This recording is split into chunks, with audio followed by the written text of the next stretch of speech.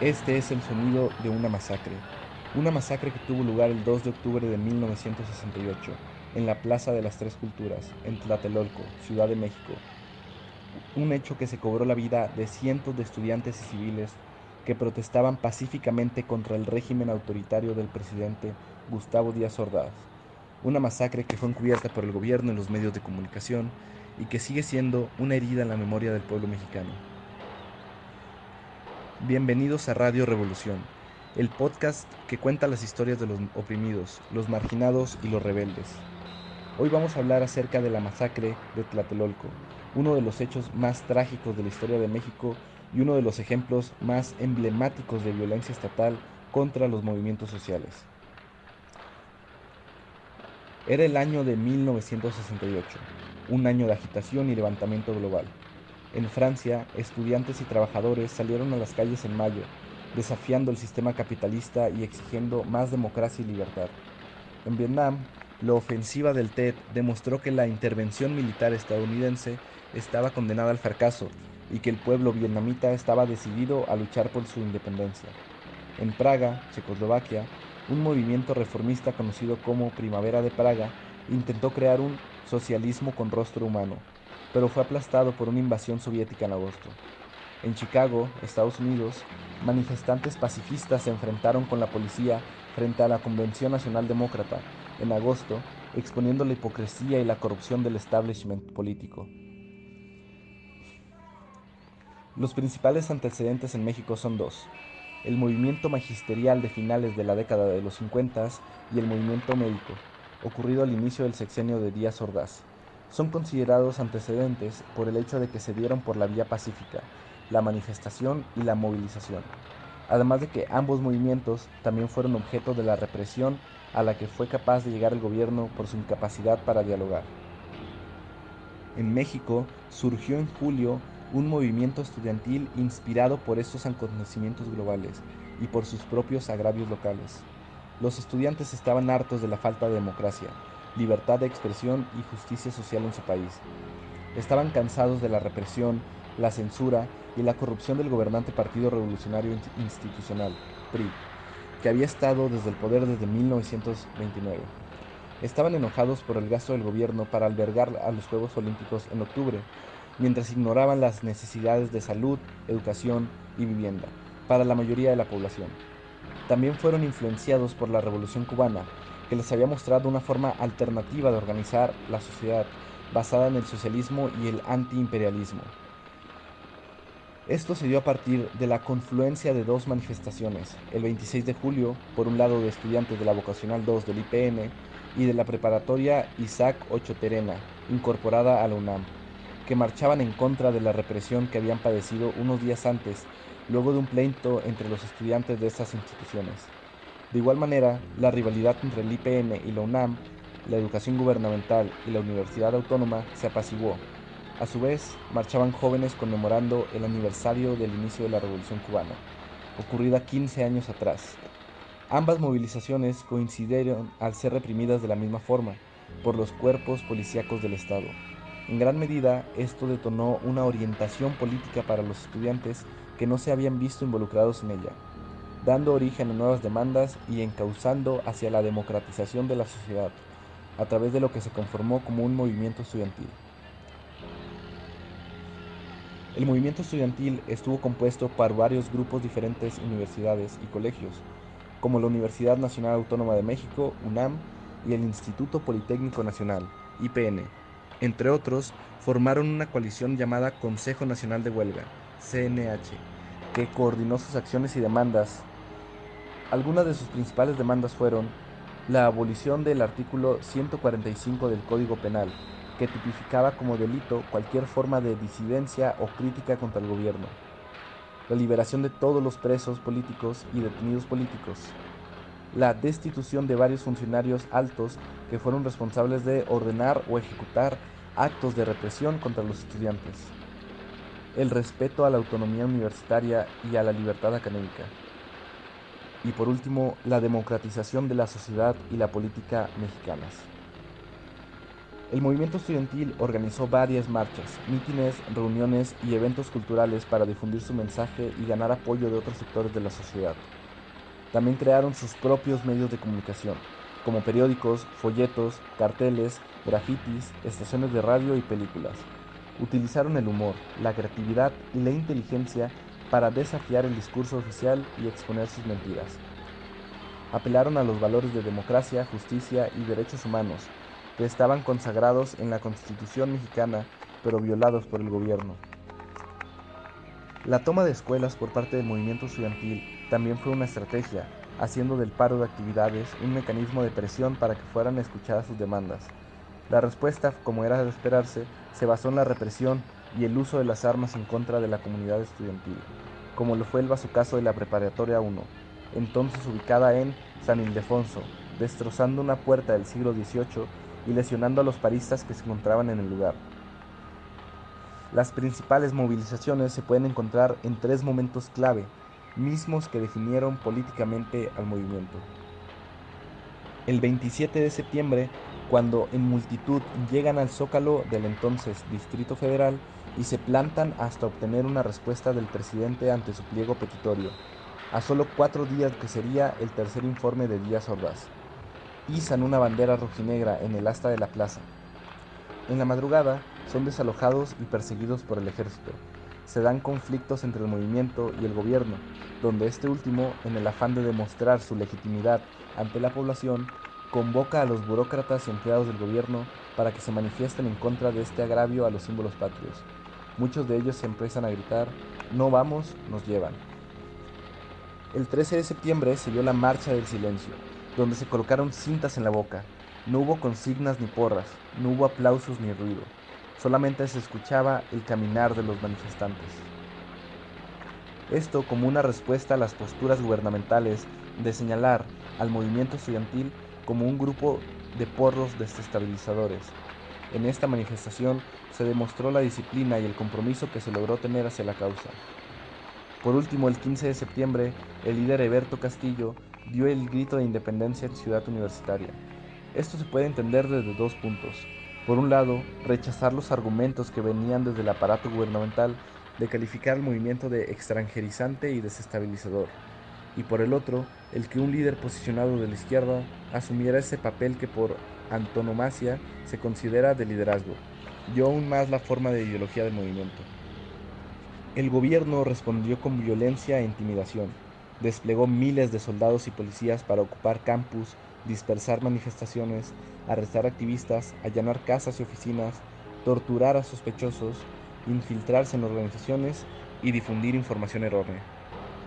También utilizó grupos paramilitares como los halcones, compuestos por exsoldados y pandilleros que fueron entrenados y armados por el gobierno, para atacar a los manifestantes con pistolas y palos.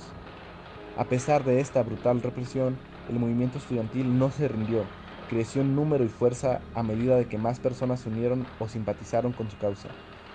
También obtuvo reconocimiento internacional y solidaridad de otros movimientos de todo el mundo. Se convirtió en un símbolo de esperanza y resistencia para millones de mexicanos que querían un cambio en su país. En esto recayó la diferencia que el movimiento estudiantil mantuvo con el movimiento magisterial o el de los médicos, ya que la cuestión generacional fue una coyuntura fundamental. No se trató de un movimiento aislado, sino que buscó coincidencias con la sociedad, aunque fue difícil al no encontrar el respaldo y la solidaridad del sector obrero o campesino, que en buena medida estaba cooptado por las estructuras corporativistas del Estado. Si bien la liberación del líder ferrocarrilero Demetrio Vallejo fue una consigna en el movimiento del 68, la represión sufrida por este movimiento democrático ya le impedía ser una parte multitudinaria del movimiento estudiantil. La juventud en la década de los 60 no solamente se encontraba insatisfecha e irreverente hacia la rigidez del sistema político, también hacia las tradiciones sociales y familiares, a la estrechez cultural que excluía nuevas formas de relacionarse, de amar y de expresarse. La música, la pintura, la psicodelia, el hartazgo de la juventud de ser la carne de cañón en las guerras y una preocupación por el futuro y la dignidad humana hicieron de aquel año de 1968 una coyuntura internacional para la juventud. Pero el 2 de octubre todo cambió. Se suponía que ese día sería otra manifestación pacífica, el CNH había convocado un mitin a las 5 de la tarde en la Plaza de las Tres Culturas, lugar simbólico donde convivieron construcciones prehispánicas, coloniales y modernas. La plaza está ubicada en el conjunto habitacional de Tlatelolco, donde vivían miles de familias de la clase trabajadora. La manifestación pretendía ser una muestra de unidad y desafío, así como una preparación. La represión no se hizo esperar y cayeron del cielo bengalas de un helicóptero del ejército en señal de ataque. Se dio una balacera que duró hasta el anochecer, de donde nunca se supo el número exacto de asesinados, aunque las investigaciones actuales apuntan cantidades de alrededor de 300.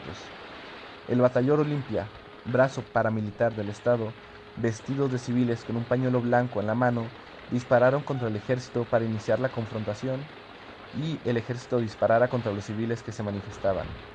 Al día siguiente, los medios de comunicación difundieron la noticia de un enfrentamiento entre el ejército y civiles armados, contribuyendo a los manifestantes el iniciar el conflicto.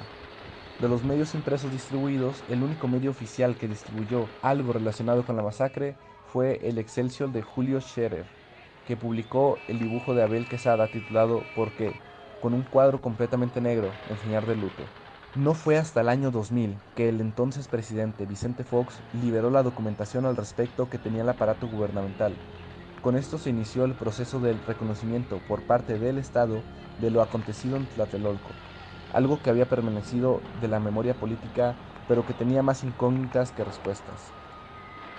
El movimiento estudiantil de 1968 dejó la consigna de que el 2 de octubre no se olvida.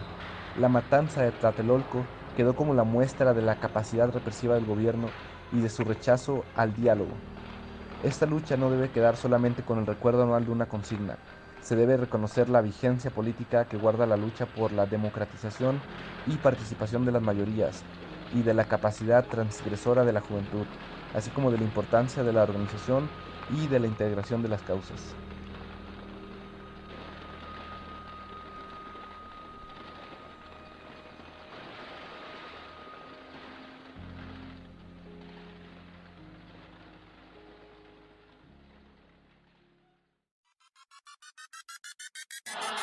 La clase obrera y el pueblo están en disposición de combate, están decididos a defender sus conquistas y están más decididos hoy que nunca a conquistar su futuro.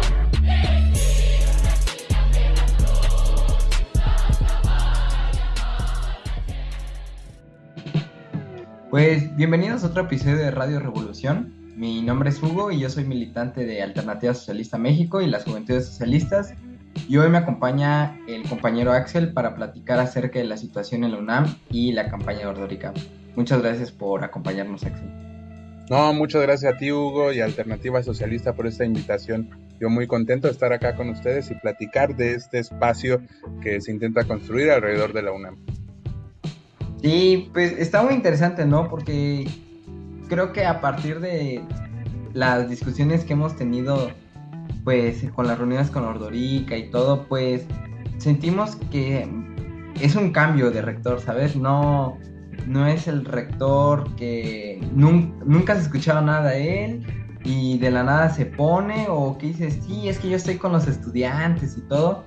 Y al final pues dice, bueno, pero ¿cuándo estuviste activista? ¿Cuándo te moviste? O todo, ¿no? Entonces, pues sí, es un cambio, pero también un poco de incertidumbre por cómo lo va a recibir, pues como lo que ya habíamos hablado, ¿no? De que también la UNAM no solo es la pura izquierda, ¿no? Ojalá fuera, ¿no? Pero no, porque también hay una derecha muy fuerte dentro de la UNAM. Entonces, no sé, como está loco ese tema, ¿no? De saber cómo lo va a recibir la comunidad estudiantil, ¿no? Sí, es un poco complicado y coincido contigo que al final Imanol irrumpe en la escena, por lo menos universitaria, como una persona de izquierda, en donde puede haber muchas diferencias, pero al final también la izquierda es muy heterogénea. Entonces, lo que plantea Imanol es un cambio sustancial y radical a lo interno de la universidad que confronta los intereses justo de esa derecha universitaria de la que hablas y que la propia estructura como está constituida la UNAM por su legislación y por su ley orgánica le da mucho poder a esa estructura universitaria que la tiene la derecha. Y pues parece que está teniendo cada vez más recepción de la comunidad estudiantil. Yo creo que al final presenta una posibilidad. O sea, yo lo he dicho públicamente y lo he dicho en reuniones con Imanol. Yo le he dicho a Imanol, tú eres el pretexto, ¿no? O sea, tú eres el pretexto para que la comunidad universitaria, más allá, digamos, de la conclusión del proceso, se pueda articular y pueda luchar.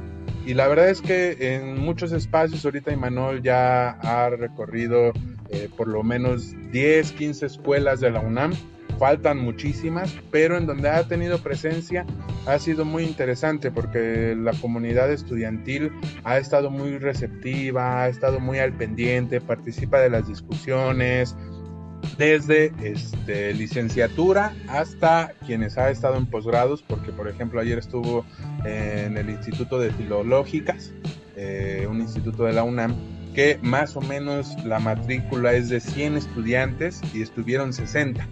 O sea, no es grande la matrícula, pero más de la mitad estuvieron de la discusión y se alargó más de las 2 horas programadas. Entonces, creo que por ahí se empiezan a ver ciertos síntomas de que la comunidad, en este caso estudiantil, bueno, tú me dirás, tú también eres estudiante de Filosofía y Letras, que por ahí vamos a estar ya en las próximas semanas, pero ya se empieza a sentir por lo menos un ánimo de cómo está funcionando este cambio de rectoría, porque años pasados, quienes hemos estado en la UNAM desde hace tiempo, yo ahorita estoy estudiando el doctorado, pero desde que ingresé a la licenciatura me tocó el último cacho de Narro, luego los 2 periodos de Graue, y ahora pues a ver qué pasa, ¿no? Pero siempre se decía ya al final, casi la última semana uno se enteraba de, ya viene el cambio de rector y ya se sabía quién iba a ser, ¿no? Y ahora desde meses antes ya se siente por lo menos un pequeño ánimo de que ahí está pasando algo, como que también hay mucha confusión, pero hay que pasar de esa confusión a lo complejo para entender lo que pasa,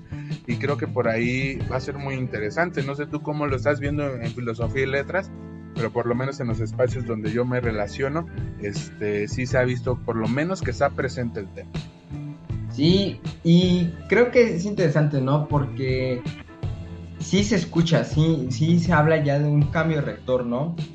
Tal vez no reconozcas quiénes son, que hayan modificaciones para aceptar los programas, el plan de trabajo, pero sí ya se empieza a escuchar ese ambiente de que va a haber un cambio, ¿no? Y no es un cambio de director de alguna facultad, ¿no? Sino es el cambio del rector, ¿no? Y es más interesante porque, queramos viéndolo, estaba pensando eso, ¿no? Como luego de que estuvimos en cuarentena, como que mucha banda se empieza como a politizar, ¿no? Como a decir, ¿qué puedo hacer dentro de mi universidad, no? Y que ahorita se abre un campo de un cambio de rectoría, y especialmente más si escuchas de un candidato que quiere empezar desde abajo. Porque es como, todos dicen, bueno, ¿y yo qué puedo involucrarme en el cambio de rector, no? No puedo hacer nada, no sé quién es la junta de gobierno, solo escucho una cúpula dorada, pero ahorita sí es como, hay un candidato que está llamando a los estudiantes para dialogar, para discutir, para que hablen sus problemáticas, no es alguien que se encierra y en noviembre va a aparecer si ganó, ¿no? Entonces yo creo que eso está interesante, ¿no? ¿O tú qué piensas al respecto? Sí, yo creo que es interesante porque plantea una lógica distinta de relación a lo interno de la comunidad.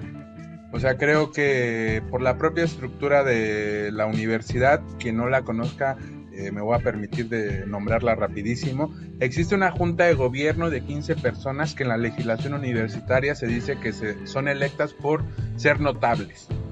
¿Qué quiere decir eso? No lo sé, ¿no? Pero que son notables y que son 15 personas que deciden a quién va a ser el rector a puerta cerrada, sin consultar a nadie, sin hacer votaciones y sin nada. Estamos hablando que la población universitaria, incluyendo profesores, estudiantes y trabajadores, aproximadamente es de 450,000, o sea, casi medio millón. 15 personas deciden por casi medio millón. Esas 15 personas nombran al rector y el rector decide u orienta, hace la terna de quién van a ser los directores o directoras de las escuelas y facultades. esa terna pasa a la Junta de Gobierno y la Junta de Gobierno decide. Y estos directores de escuelas y facultades pasan a ser parte automáticamente, sin elección, sin votación, del Consejo Universitario, que en teoría es el máximo órgano de decisión. Y en el Consejo Universitario son los que tienen más votos por encima de estudiantes. Estamos hablando que, por ejemplo, mientras que hay un consejero universitario por cada escuela y facultad de director, estamos hablando que, por ejemplo, en los CCHs nada más hay 4 estudiantes por los 5 CCHs. De trabajadores nada más hay 2.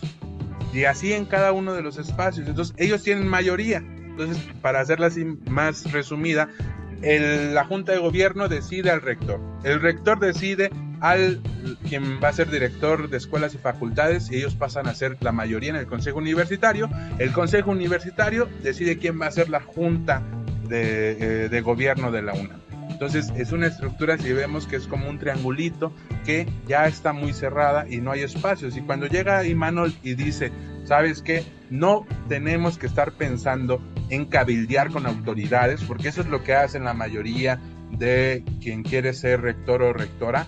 Lo que hacen es cabildear con directores, con la misma Junta de Gobierno, con funcionarios, y de hecho se reúne solamente con esos sectores. Lo que dice Imanol, irrumpiendo en la escena, es, no, vamos desde abajo, vamos a hablar con las comunidades.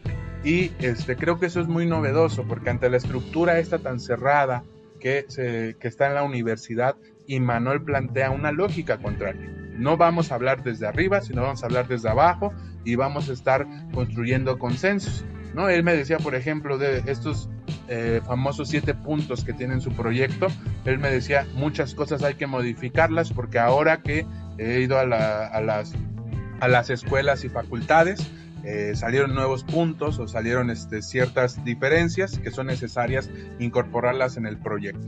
Eso no lo va a hacer ningún candidato, ninguna candidata. Ellos tienen su proyecto y van a buscar mantener el orden dentro de la estructura, y por eso creo que es novedoso, porque al final plantea un cierto diálogo. Y si llegara a ganar, por ejemplo, Imanol, que yo esperaría que siga manteniendo esa apertura, ¿no? No necesariamente como dice Patricia Dávila, como Patricia Dávila tiene su eslogan. Para quien no conozca a Patricia Dávila, también es una investigadora que está buscando contender por la rectoría. Ella dice, hay que buscar un rector de a pie, pero pues no ha ido a ningún espacio a hablar con estudiantes, salvo a la FES Iztacala, de donde fue directora. Pero Imanol en realidad es la encarnación en este momento como candidato de estar a pie platicando con las comunidades, tanto de estudiantes como profesores de asignatura, ayudantes de profesores, investigadores, y él no está platicando con directores, ni con Junta de Gobierno, ni con funcionarios, sino con la gente que siempre ha sido expulsada de esos procesos de toma de decisión. Entonces creo que es muy interesante. Al final de cuentas sí plantea una lógica diferente. Sí, y especialmente en lo que dices sobre la lógica y la dinámica que está manejando, porque yo como que sí tengo una duda fuerte, ¿no? Es como cuando todos nos llamaron, fue como, ¿ustedes qué piensan, no? Como, me imagino que ustedes tienen como un programa estudiantil, tienen sus consignas, sus demandas, sus banderas, ¿no? Y me imagino que igual está pasando, porque hoy estaba viendo un video, creo, está con los maestros de CCH Sur, ¿no? Como representando y especialmente reconociendo el nivel y la cantidad de maestros de asignatura, y que me imagino que igual ahorita quieren jugar un papel muy importante, además del que ya están jugando. Pero mi duda es eso, ¿no? ¿Cómo está haciendo Ordorica para tomar todas las ideas? O igual, ¿no? Porque puede ser que, o esperemos, ¿no? Que lo esté teniendo a saco roto, ¿no? Es como, ¿qué ha pensado o qué piensa o cómo piensa implementar esos programas, ¿no? Porque claramente, siendo muy realista, es como, si alguien llega y dice, es que queremos que quiten la Junta de Gobierno, es como, híjole, ¿no? Te la debo, ¿no? O becas para todos, ¿no? Es como, oye, pero espera, ¿no? Entendemos eso, pero pues también es como, hay demandas que sabemos que podemos conseguir. ¿Qué se está haciendo con eso? Sí, yo creo que habrá, de estos 7 puntos que plantea Imanol, que van desde la centralidad del estudiantado, porque la universidad se ha orientado más a la investigación y a fortalecer los institutos de investigación y ha abandonado al estudiantado de bachillerato, licenciatura, hasta el tema de seguridad, tienen sus límites.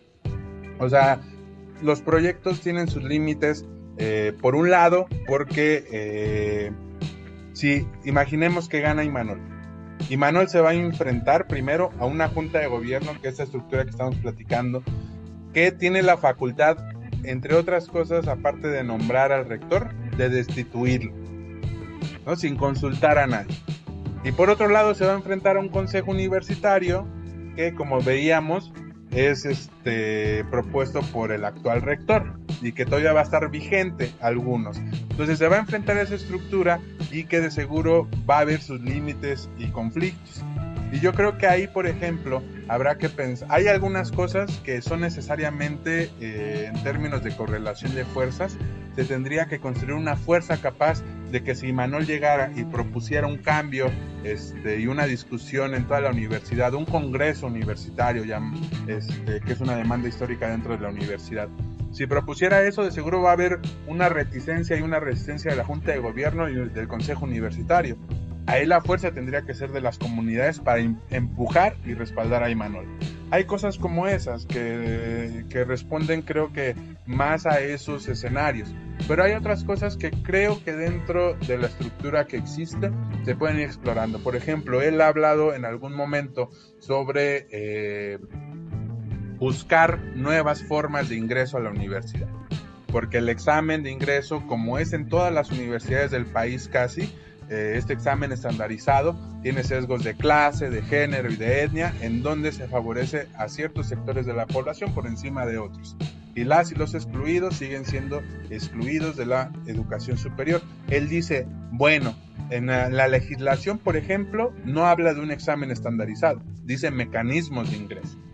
Bueno, busquemos, por ejemplo, si pudiera hacer estas llamadas políticas afirmativas, ¿no? Que implican de toda la oferta que tienes, guardar ciertos lugares para las poblaciones que han vivido más la desigualdad, ¿no? Entonces creo que por ahí se puede experimentar eso. Hay algunas cosas que, por ejemplo, él dice, vamos a reducir los sueldos de los funcionarios o de esta burocracia dorada, como se llama en la universidad, y a partir de eso vamos a orientarlo, por ejemplo, a pagar mejores condiciones a los profesores, a las y los profesores de asignatura.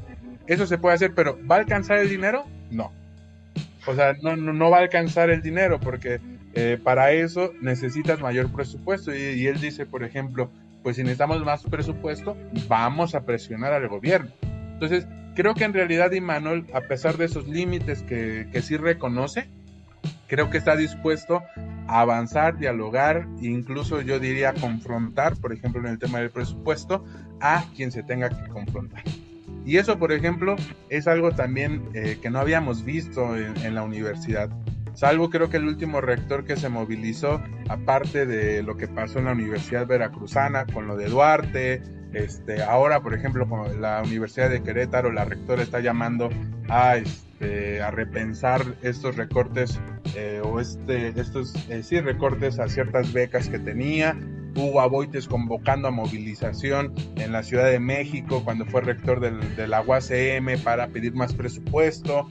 Entonces, en la UNAM por lo menos no lo habíamos visto que un rector estuviera en esa disposición desde Barros Sierra en el 68. Entonces, creo que esos son los límites, pero que también hay cierta apertura para poder avanzar y conquistar ciertas cosas, que no va a ser de gratis, creo. O sea, y creo que eso hay que tenerlo muy claro la comunidad universitaria. Que Imanol llegue, necesita también una fuerza capaz de incluso no solamente respaldarlo, sino rebasarlo.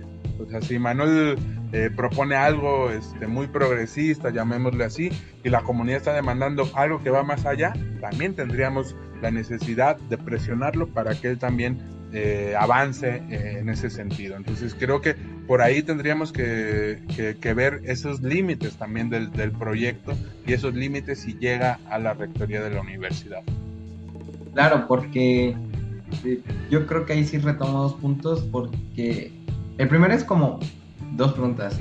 Una es como qué influencia viendo como las cuestiones de que se ha jugado papeles como allá en la Universidad Veracruzana, en Querétaro, ¿qué influencia crees que pueda tener Ordorica o que está teniendo ahorita a nivel nacional?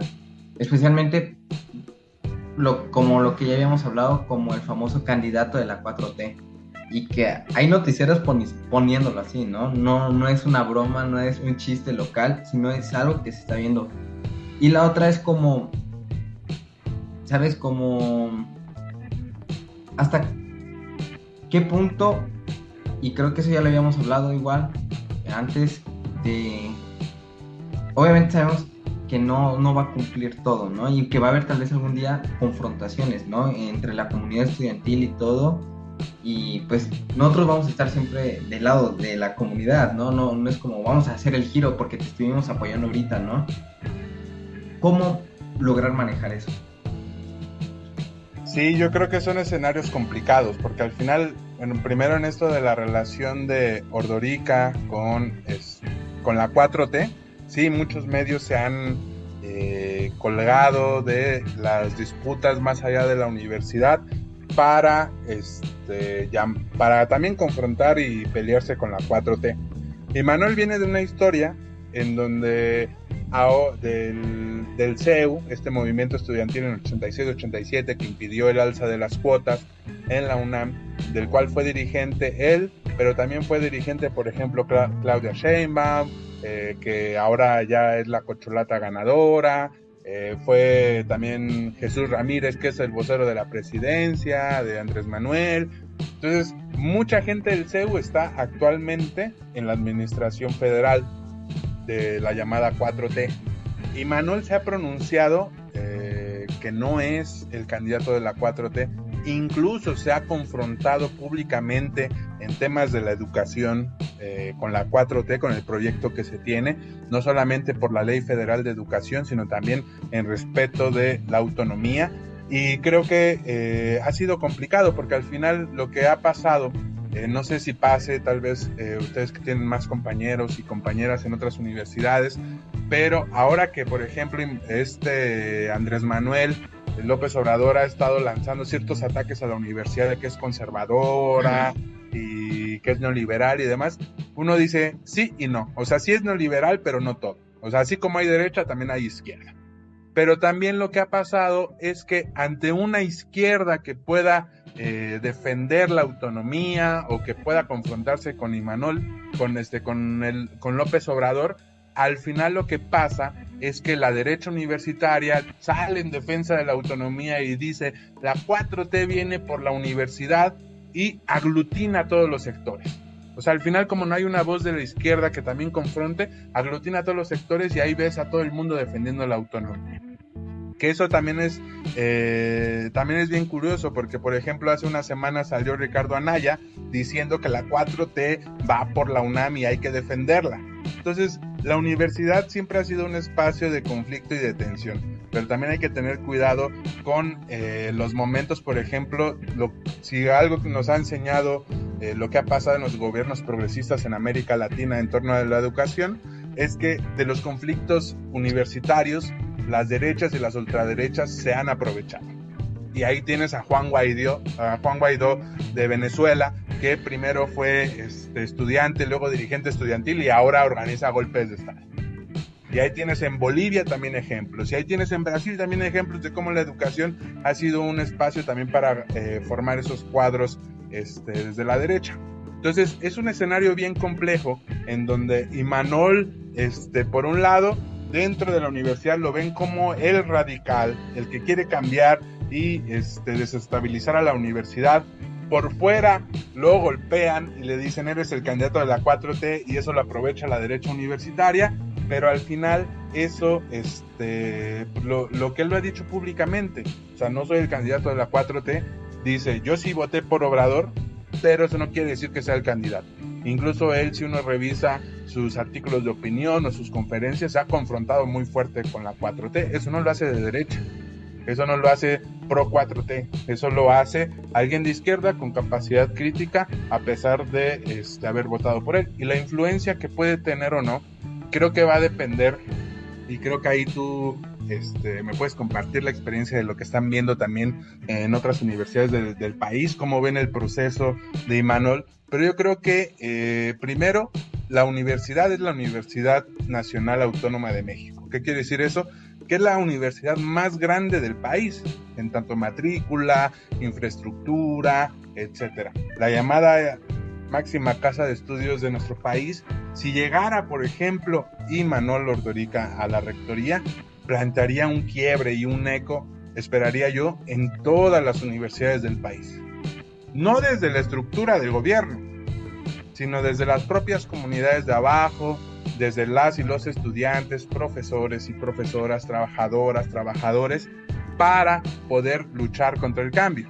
Porque cuando dicen por ahí, si ves las barbas de tu vecino recortar, pon las tuyas a remojar, ¿no? Si llegara Imanol, de seguro las derechas universitarias van a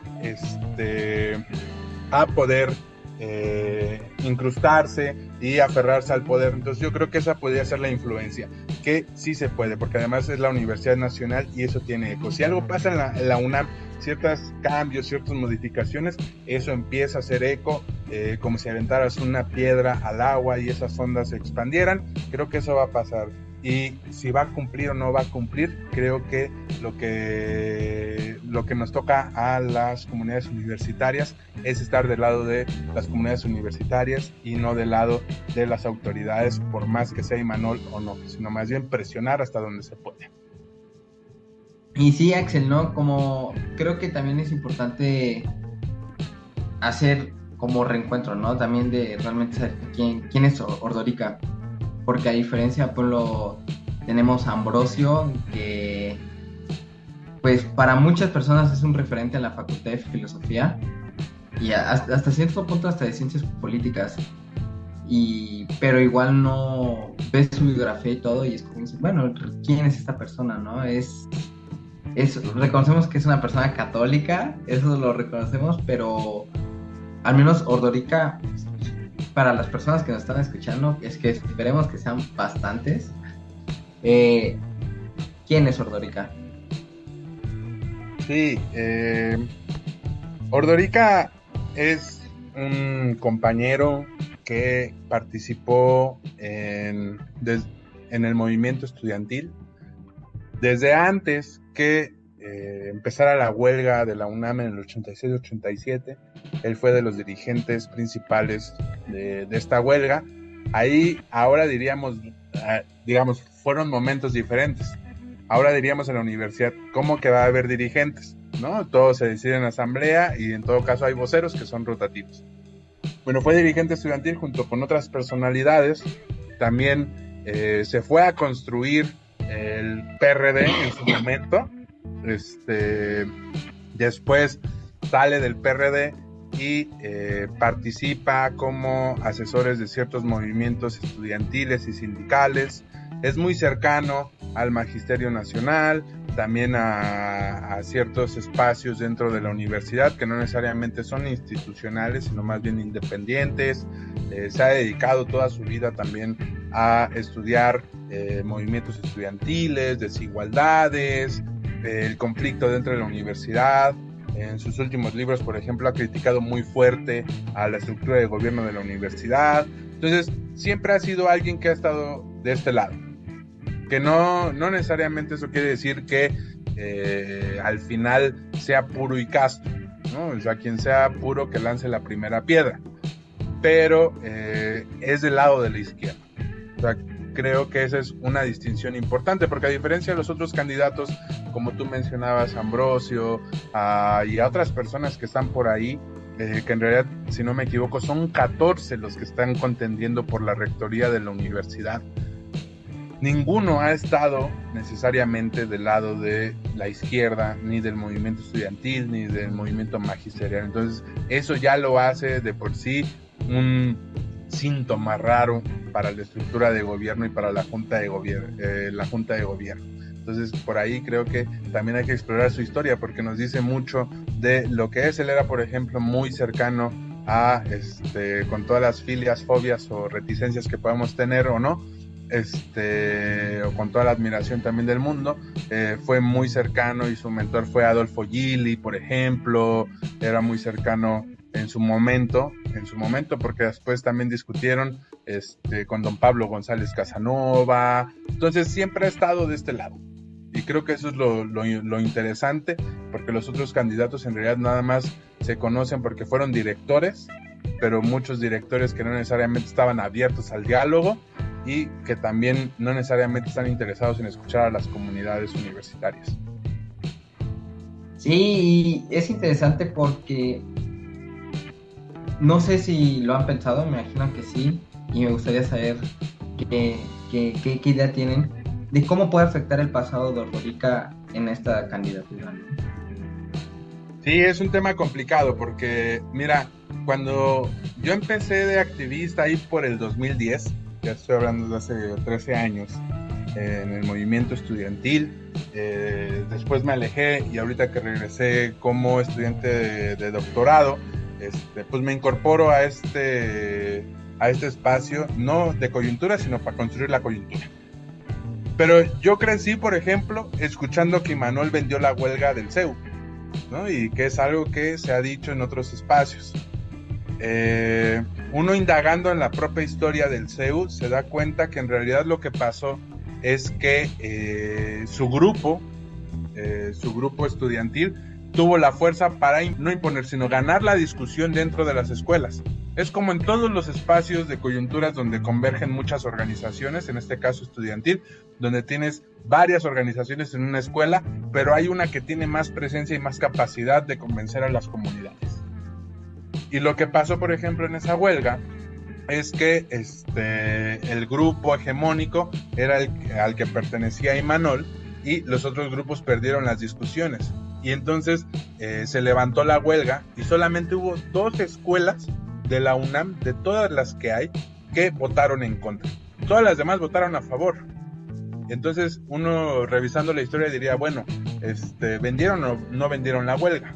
Porque del otro lado podríamos decir que, como estos dichos de la derecha universitaria, que llegan entes externos a la universidad y manipulan la mente de los y las estudiantes, como si los estudiantes no tuviéramos capacidad de pensar y reflexionar. Porque la otra es pensar esa. O sea, se llegaron y convencieron a todos y no hubo reflexión, no hubo discusión y levantaron la huelga. Pero, digamos, revisando los archivos históricos, los testimonios y todo, en realidad lo que pasó es que hubo grupos que no ganaron las discusiones en las escuelas. Y entonces se levantó la huelga. Entonces, a él se le acusa, por ejemplo, de eso, ¿no? Pero por otro lado, hay medios que lo acusan como el dirigente estudiantil del CEU y que ahora va a ser rector de la UNAM, como si se desdibujara todo lo que ha hecho, o sea, toda su trayectoria de investigación académica. A mí no me gustan mucho esos títulos de reconocimiento y demás, pero ha tenido nombramientos en universidades internacionales, honoris causa y demás. Se borra todo eso y lo reducen como si no hubiera algo más allá de su trayectoria como dirigente estudiantil. Y por otro lado, no es secreto que es ex cuñado o cuñado de Claudia Sheinbaum, ¿no? Entonces ahí también hay una relación, ¿no? Entonces es un pasado que siempre va a estar presente, pero creo que no hay que desdibujar lo otro también. Sí pesa y va a pesar mucho porque los ataques hacia él últimamente han sido que porque es cuñado de Claudia Sheinbaum, que porque es candidato de la 4T o porque vendió la huelga, pero al final creo que no hay que desdibujar lo otro, porque también creo que ahí las comunidades tendríamos que investigar, porque a mí, por ejemplo, te digo, cuando me narraban esas historias de Imanol vendió la huelga, en realidad ni preguntaban y decía, pero ¿cómo? ¿Por qué? ¿Qué pasó? ¿Cuál fue la discusión? ¿Cómo fue la coyuntura? ¿Cómo fue el movimiento? No, pues uno crece con esa idea y se le queda en el cerebro y no investiga, pero cuando uno investiga dice, no, pues espérate, en realidad lo que pasó es que ciertos grupos perdieron la discusión dentro de las escuelas. Entonces, sí es un pasado que va y una trayectoria que va a pesar, o que esperemos que no pese tanto, pero también hay otra que también es necesaria plantear, ¿no? Y otras historias que son necesarias discutir y reflexionar. Y él está abierto, por ejemplo, a discutir esos temas. O sea, en varias escuelas le han preguntado, por ejemplo, una compañera de la Facultad de Medicina la confrontó y le dijo, oye, pero tú vendiste la huelga, ¿no? Y él no desvió la discusión y dijo, a ver, pasó esto, esto y esto y esto, ¿no? Y desde nuestra valoración fue esto y esto y esto, ¿no? Lo que pasó es que esto y esto y esto y esto, ¿no? Entonces, él está abierto a que se le confronte, cosa que, por ejemplo, no vemos en otros espacios o en otros procesos que ha habido en la universidad. Nada más es lo que se dice, como si fuera santo y seña de Dios, y ya hasta ahí queda la discusión. Claro, y creo que es muy interesante hasta el punto en el que ahorita está Ordorica, porque pasa, ¿no? Que muchos académicos que fueron de izquierda, que fueron dirigentes, pues ahí tenemos a Fernando Belauzarán, que en el 99 fue un dirigente muy grande y todo, discutía con Echeverría y todo, y no, me estoy equivocando, ¿no? Con Zedillo, ¿no? Con Zedillo. Y todo, y ahorita lo vemos dando giros a la derecha, ¿no? Y dando críticas en y desde la derecha. Mientras que en el caso de Ordorica, y obviamente no es por defenderlo, ¿no? Pero que siempre ha mantenido un camino desde la izquierda. No pasa, ¿no? El típico meme, ¿no? De cualquier dirigente estudiantil cuando se gana ya un puesto y lo ves en la universidad, yo en la facultad conocemos a muchos, ¿no? Entonces es interesante, pero también entendemos que la derecha nos respeta. Para la izquierda, y por ejemplo, los grupos de izquierda, y creo que ya lo habíamos hablado, es otro más de la derecha, es otro más de la burocracia, ¿no? Y para la derecha es como el candidato rojo, ¿no? Como, no, es que, no, olvídate de si alguna vez fue maestro, olvídate de que alguna vez estuvo formando un partido de izquierda, no. Él fue el revoltoso del CEU. Entonces, como, ¿qué papel? Como intentas olvidar todo, ni olvidar, como borrar todo y dejar su pasado, que no está mal, que creo que jugó un gran papel, pero dejándolo como solo fue eso, ¿no? Y ahorita está buscando algo. Entonces, es muy interesante pero qué bueno que no solo lo están confrontando, y me llamó mucho la atención, estudiantes de ciencias sociales y humanidades, ¿no? Sino de la misma facultad de medicina, que muchas veces se piensa, no, es que la política está en filosofía, en economía, en ciencias y en política. Se queda, ¿no? ¿Qué hacer la medicina? ¿Qué hacer la ingeniería, no? Bueno, todavía ingeniería se mueve más, pero o arquitectura o facultades, no, sino como hacer que los estudiantes se sientan escuchados, porque también ese es algo. Creo que lo habíamos comentado al principio, pero sí me gusta recalcarlo, porque creo que hasta es como cuando un maestro le preguntas algo y no sabe o te manda, ¿no? A volar, o te dice, no, y lo que está haciendo Ordorica es ponerte a hablar, ¿no? Y no solo en las facultades, en posgrados, sino pues su línea de presentaciones viene siendo desde los SHs, entonces esa línea, y que, como ya habíamos hablado, ¿no? Es de que le toca, no tiene su propio baño, ¿no? Que ahí en CCH tiene su propio baño en las preparatorias, sino que le toca ir y jugársela, ¿no? Estar ahí y haciendo un papel. Por eso digo, como creo que es muy importante recalcar quién es Ordorica.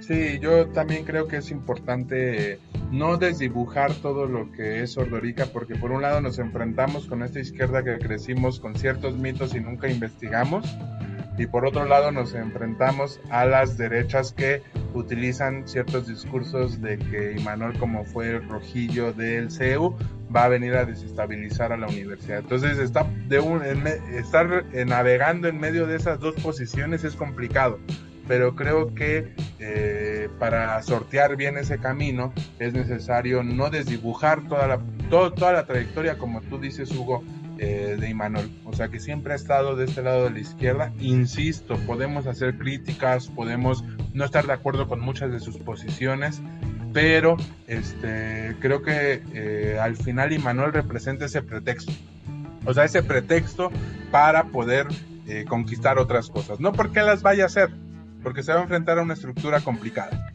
sino para tener cierta apertura para disputar en mejores condiciones los cambios que desde las comunidades queremos para la universidad. Entonces creo que Imanol representa ese pretexto, pero por otro lado, como tú decías, es interesante cómo las comunidades cada vez van teniendo más recepción, no solamente de Imanol, sino de lo que implica el proceso de cambio de rectoría.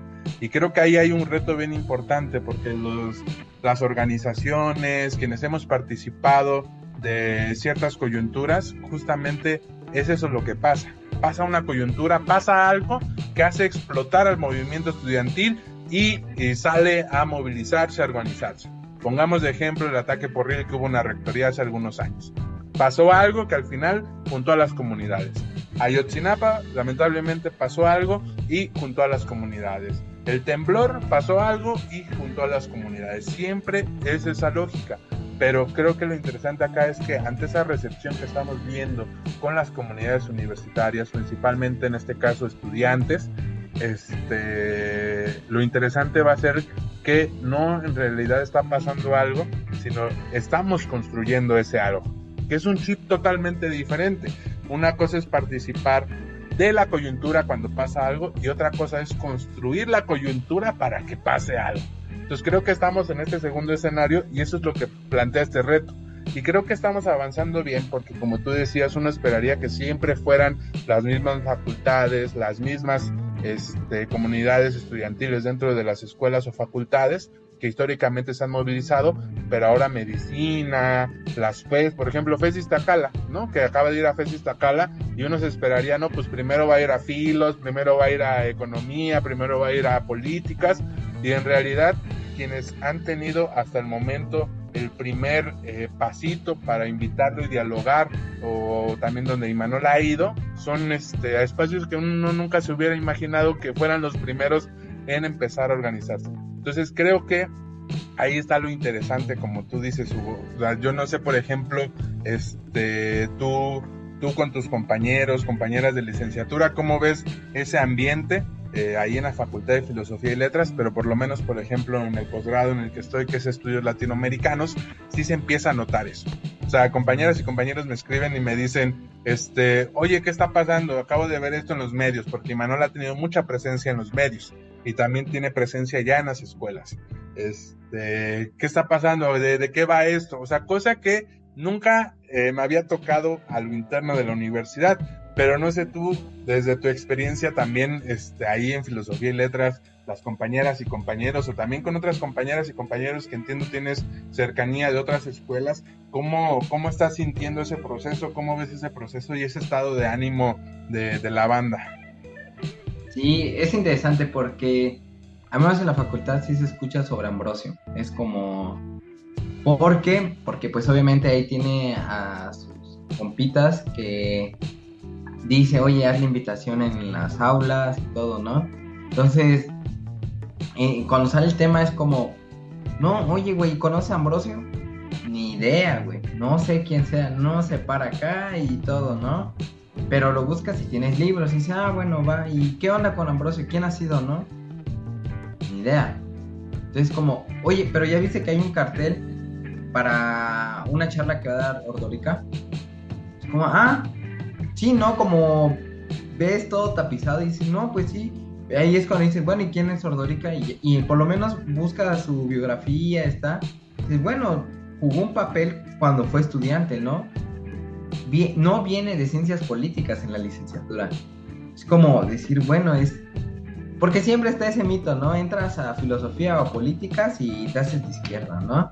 Entonces, en su caso fue diferente, ¿no? Ya traía esa línea. Entonces, sí se escucha un ambiente de cambio de rector.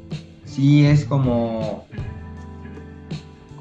sí queremos una salida de Grauer, realmente, y creo que especialmente desde las becas Elisa Acuña, que dices, oye, ¿a dónde se van 800 millones de pesos? Como, y que hasta la fecha no se ha esclarecido nada, es como, todavía salió en UNAM así con su anuncio, ¿no? De, ustedes no se preocupen, chavos, nosotros lo vamos a arreglar. Es como, sí, pero queremos saber qué está pasando, ¿no? Entonces, como entiendes que toda la UNAM, y con el perdón de la palabra, ahorita es como que está jodida, y no es algo nuevo, no es algo que, solo cuando yo entré, pasó, ¿no? Hace un año, ¿no? Te escuchas de compañeros que ya llevan tiempo, en tu caso es como dices, oye, realmente necesitamos un cambio, ¿no? Y sí entendemos también, hablando con compas, de que Ordorica no va a llegar y decir, eliminemos la Junta de Gobierno, vamos a aumentar los sueldos a los maestros de asignatura. Eso no pasa, es imposible. Lo que dices, con la voluntad no se mueve todo. Por más voluntad y fuerza que tengas, te va a obstruir un montón de cosas. Pero que obviamente también no es una cuestión, y al menos consideramos eso como comunidad estudiantil, de conformar. Es como, híjole, no puedo correr 10 metros planos, ni modos, ahí la dejo, ¿no? No es como un proceso, pero pues hoy voy a intentar 1 metro, ¿no? O cosas por el estilo. Pero entender que el trabajo no se va a hacer solo. No es como yo y me voy a enfrentar a la comunidad estudiantil, me voy a confrontar a los medios. Queramos o no, el puesto de rectoría es un puesto muy político de la UNAM, especialmente el UNAM es un puesto que juega un papel súper importante a nivel nacional. Digamos, puedes no saber quién es el rector de alguna autónoma en la República, pero por lo menos sí reconoces quién es el rector del UNAM, ¿sí? ¿Quién? Y el papel que está jugando. Sí sale en medios como La Jornada, sí sale en medios como El Universal, en el Reforma, que esto no sale. Entonces, creo que esas son las situaciones que te imponen, tal vez hasta el punto de que la persona que quede como presidente o presidenta el próximo año va a hablar de esa rectoría, ¿no? Entonces, son situaciones que no son fáciles de llevar, no... ¿Qué te digo? Es un papel que vamos a jugar. Y también cuando se enfrenta a la comunidad estudiantil. Pasó cuando, me acuerdo de las becas Elisa Acuña, no solo fueron estudiantes del UNAM, vinieron compas hasta de universidades fuera de acá de la Ciudad de México. Y entender que allá también hay problemáticas, ¿no? Entonces pasa eso de que se va a jugar un rol muy importante, muy... e interesante, porque sigo con el punto de vista que es un rector como estilo Barros Sierra, un rector estilo Casanova, entonces, y que viene con una tirada diferente, ¿sabes?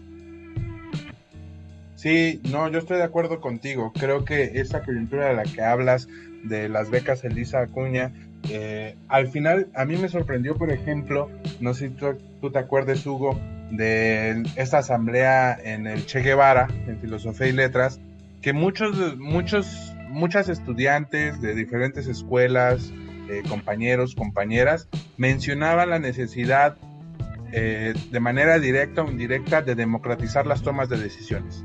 Pues esa coyuntura vio esos espacios de intercambio, que al final no tuvo el desenlace que quisiéramos, pero ya se estaba sintiendo ese ambiente y esas necesidades de las comunidades de que algo está mal y que es necesario cambiarlo. Y también, como tú decías, yo estoy de acuerdo, o sea, al final, o sea, por ejemplo, el mismo Obrador es egresado de la UNAM, ¿no? O sea, la UNAM tiene una capacidad, y no estoy diciendo que la UNAM impuso o propuso a López Obrador, pero la UNAM tiene una presencia a nivel nacional. O sea, hay por ahí algunas tesis teóricas que dicen que la UNAM es constructora de Estado. ¿Qué quiere decir eso? Que al final, si uno hace el recuento de las instituciones cuando surgieron, desde el Seguro Social u otras, la universidad estuvo involucrada, desde sus especialistas, investigadores, hasta ahora que están ocupando cargos de gobierno. Antes teníamos Peña Nieto, que venía de una universidad privada donde plagió su tesis, y ahora tenemos a Obrador, que está egresado de la universidad. Pero al mismo tiempo creo que la UNAM es yo lo diría así, como una secretaría de Estado más. O sea, la UNAM tiene la capacidad no solamente mediática, sino de influencia y de más cosas para influir en toda la nación. A mí me sorprendió, por ejemplo, no sé si tú te acuerdas, pero ahora en la pandemia, que estuvieron estas conferencias de prensa de Hugo Gatell, como explicando qué es lo que estaba pasando y demás, y la UNAM sacaba un comunicado desde sus especialistas de está pasando esto, y muchos sectores de la población en entrevistas decían yo le creo más a la universidad. O sea, al final la universidad tiene una legitimidad y un peso a nivel nacional. Pero por otro lado, como tú decías, hay ciertas estructuras a lo interno de la universidad que hay que verlas. Por eso es que algunos o algunas llamamos, porque es muy común escuchar desde la opinión pública, desde medios o desde ciertos funcionarios hablar de la administración de la universidad. O sea, es decir, las autoridades administran la universidad. Y creo que hay que quitarnos esa idea. Hay que hablar del gobierno de la universidad. O sea, el gobierno es una categoría que da más una connotación política, en donde se ejerce cierto poder también, donde hay ciertas relaciones verticales y más, o sea, no solamente se administra la universidad, sino se ejerce un gobierno al interno de la universidad. Y creo que eso también hay que verlo y hay que ver cómo lo planteamos y cómo lo disputamos, como tú dices. O sea, creo que ese es el reto que nos está planteando y que se está develando y que se está saliendo en todas las comunidades a partir de esta coyuntura que tratamos de construir. Sí, pero bueno, Axel, yo creo que tuvimos una muy buena charla, más larga de la que esperé, con chismecito, cápsula histórica y lo que se viene. Y pues bueno, más que todo agradecerte por darnos tu tiempo, ofrecernos tu tiempo para charlar un ratillo. No, gracias a ti y a tu organización por esta invitación. Yo con mucho gusto, cuando quieran, estoy acá para echar chisme y seguir platicando sobre esto. Espero que la coyuntura que estamos pensando y que está en este momento teniendo estos síntomas ya en algunas escuelas nos dé para seguir platicando más. Pues muchísimas gracias, Axel. Nos seguiremos viendo. Gracias, cuídense mucho. Gracias. Por último, te recomendamos en nuestra página web los artículos de Un virus comunista recorre el país. Tras meses de la campaña contra los libros de texto gratuitos, la derecha ha conseguido cancelar su distribución en Chihuahua y Coahuila, lo que ha desatado una serie de protestas en estos estados. Y también te invitamos a leer Trabajadores de UAW en huelga, escalar para ganar, acerca de los trabajadores de automotrices en Estados Unidos que actualmente se encuentran en huelga. Esto ha sido otro episodio de Radio Revolución. Muchísimas gracias y hasta la próxima.